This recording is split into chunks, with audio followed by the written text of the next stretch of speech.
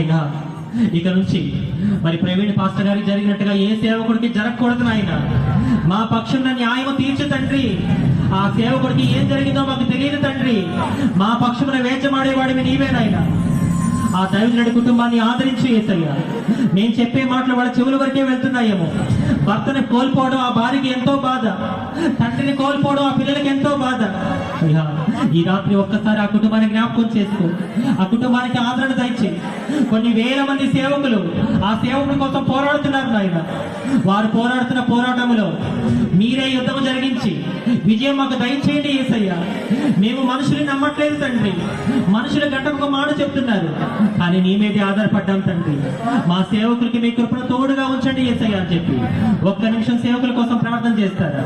ముఖ్యంగా ప్రవీణ్ పాస్టర్ గారి గురించి ప్రార్థన చేయండి. అయ్యా ఆ కుటుంబాన్ని ఆదరించండి. భర్తని కోల్పోవడం, తండ్రిని కోల్పోవడం, సేవకుని కోల్పోవడం వారి పరిచయకి, వారి కుటుంబానికి ఎంతో దుఃఖకరం. మనం బాగున్నాం గాని అనుకోవద్దురా ప్రియ సహోదరి సహోదరుడా. నిన్న ఆయన అయ్యాడు, రేపు మనం కావచ్చు, చెప్పలేము. దైవజనుడు ప్రవీణ్ అయ్య గారి విషయంలో యుద్ధము యెహోవాది, గెలుపు మనదగును గాక. ఒక్క నిమిషం మన సేవకుల కోసం ప్రార్థన చేద్దాం. అయ్యా మా సేవకులకి క్షేమాన్ని దయచేయండి. ఎక్కడికి వెళ్ళినా వాళ్ళు క్షేమంగా వెళ్ళాలి, క్షేమంగా రావాలి నాయన.